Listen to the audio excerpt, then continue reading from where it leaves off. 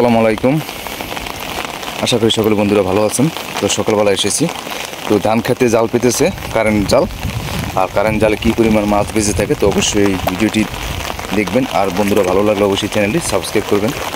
তো জাল ভর্তি মাছ, কীরকম মাছ আছে তো বন্ধুরা দেখেন। আকাশের অবস্থাও খুব বেতাল অবস্থা। এই যে দেখেন, মাশাআল্লাহ।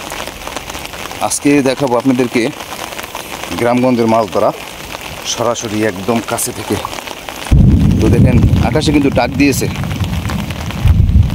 আকাশে ডাক দিলে তো মাছ হয়, প্রচুর মাছ হয়।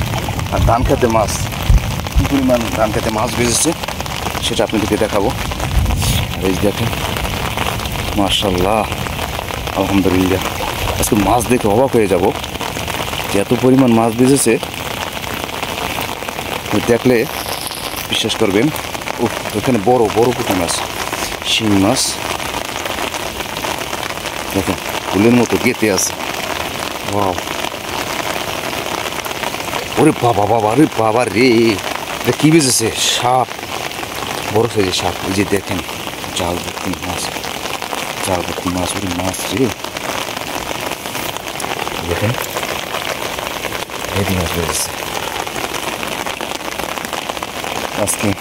মাছ আর মাছ দেখেন, জাল টান দিলেই মাছ। ধান খেতে এত মাছ। আর এই যে পাশে দেখেন আরও একজন কিন্তু জাল উড়াইতেছে। এই যে সবুজ রঙের, সবুজে ঘেরা আজকের আপডেট ভিডিও।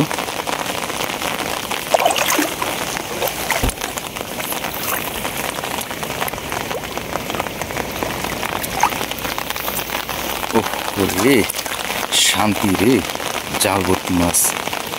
দেখেন সাপও বেজেছে একটা। দেখেন অবশ্যই আমাদের গ্রামে কি পরিমাণ মাছ জেলেদের জালে বেঁচে থাকে। আশা করি আপনাদের কাছে আজকের ভিডিওটি অনেক ভালো লাগবে।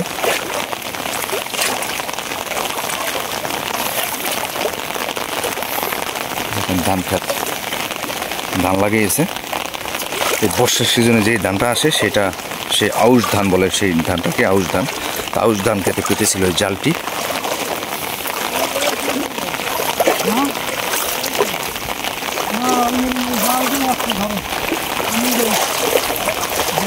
তো দেখেন সাপও বেজেছে। আর ওই জালটি নেওয়ার জন্য একজন তার ছেলে এসেছে।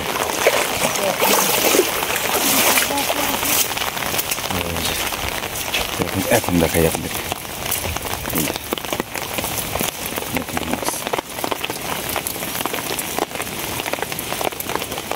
সাপটা দেখেন, অনেক লম্বা বড়। তো বন্ধুরা আজকের মতো এই পর্যন্তই। ভালো থাকবেন, সুস্থ থাকবেন। দেখা হবে পরবর্তী কোনো ভিডিও নিয়ে। আল্লাহ হাফেজ।